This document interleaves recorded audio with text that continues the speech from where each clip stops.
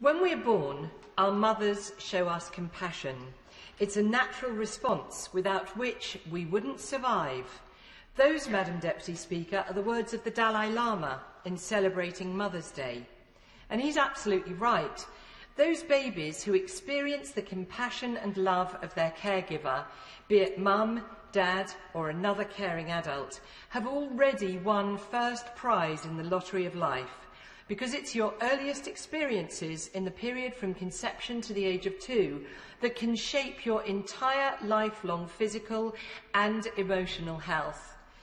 And to understand this point better, we need look no further than the great Harry Potter himself. When he was born, his parents loved and cared for him. His mother gave her own life to save his. And when evil Lord Voldemort killed Harry's parents, Harry was only just over a year old.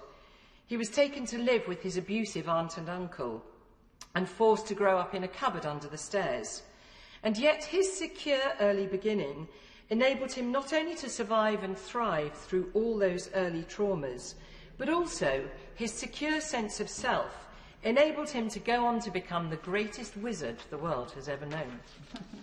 So to me, the standout part of the Queen's speech that really will ensure a bright future for the next generation was when the Queen confirmed that measures will be brought forward to ensure that children have the best start in life, prioritising their early years. Ensuring every baby has a chance at the best start for life has been my passion for 25 years. From experiencing postnatal depression myself with my firstborn, to chairing a number of charities that provide mental health support for families who are struggling to form a secure bond with their new babies, to now being the government's early years healthy development advisor, I feel that the work carried out by so many over all those decades has been hugely rewarded by those few words in the Queen's speech. I also want to thank the Prime Minister for his personal commitment to the best start for every baby when he and I launched the government's vision for the 1001 Critical Days together at the Monkey Puzzle Nursery in my Right Honourable Friend's constituency. The agreed actions in our vision will address inequalities across England, will contribute hugely to the government's levelling up agenda, and I believe can, in a generation, transform our society for the better. And Madam Deputy Speaker, I fully intend to collaborate closely with colleagues in the Scottish, Welsh and Northern Ireland administrations to share learning and best practice to make this a positive story for our whole United Kingdom. So why does support in the early years change lives for the better? Humans are unique in the animal kingdom in the extent of our underdevelopment at birth. What other offspring cannot fend for itself at all until it's at least a year old? But the physical underdevelopment is only a tiny part of the human story. At birth, the brain is only partially formed, and the way in which it develops is profoundly affected by an infant's earliest experiences.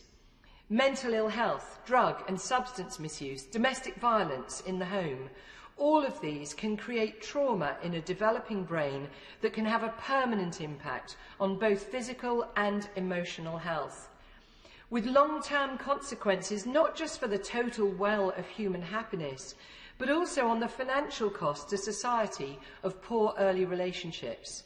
Depression, homelessness, drug-taking, violence, self-harming, knife crime.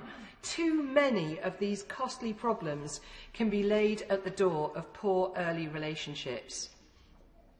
The vision for the 1001 Critical Days includes a joined-up Start for Life offer for every family in England, the development of multidisciplinary family hub networks that are open access, universal, and include both physical and virtual support, a digital version of the Red Book, a newly empowered workforce, improved outcomes measurement and evaluation, and strong leadership both at the local and the national level.